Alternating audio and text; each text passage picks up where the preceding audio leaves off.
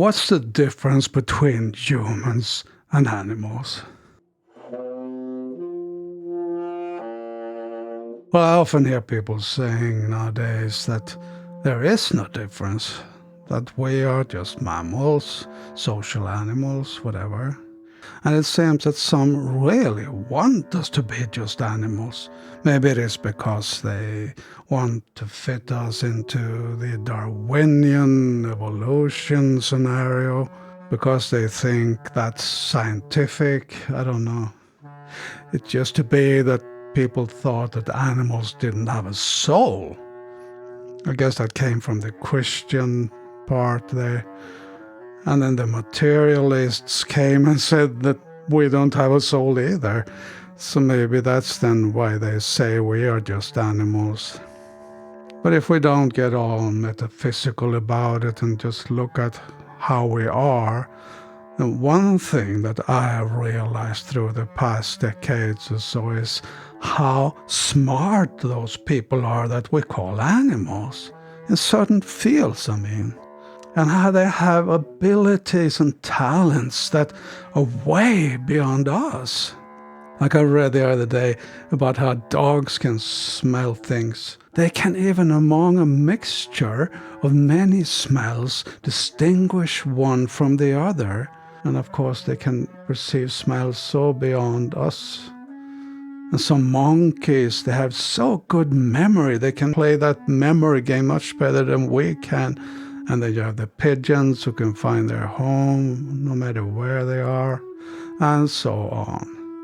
I mean, they are very intelligent in their own ways. Even insects, little tiny creatures, are very smart in their little world. And of course, animal people, they behave basically the way we do. They want food, they fall in love, become boyfriend, girlfriend, get children, like to have fun, are curious, are afraid, are sad, happy, and so on. Pretty much like all of us who live here.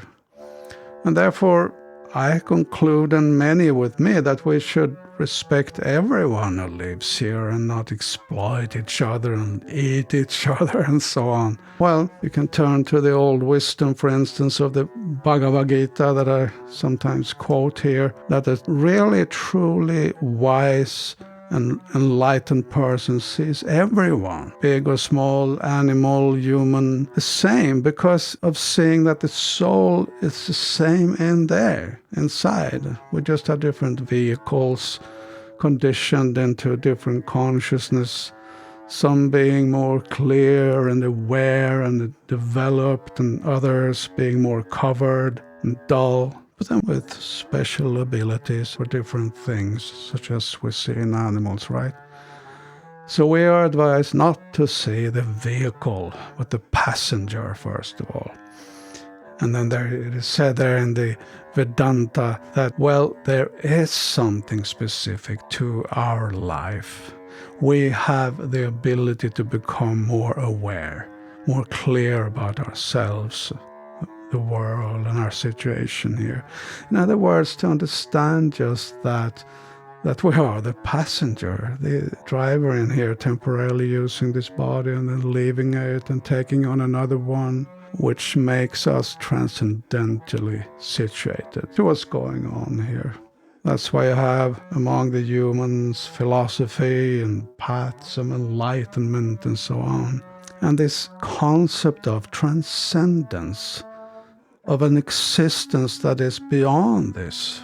And as I walk around in this world here, I sometimes see people who don't seem much different from animals, who mainly just live for finding food, defending or attacking, just living a rather unaware, unconscious life. It's their choice, it's their nature, but I just feel and think that there is something more for us to find here than just that life is much more, and that we can become much happier, much more real by understanding ourselves a bit more.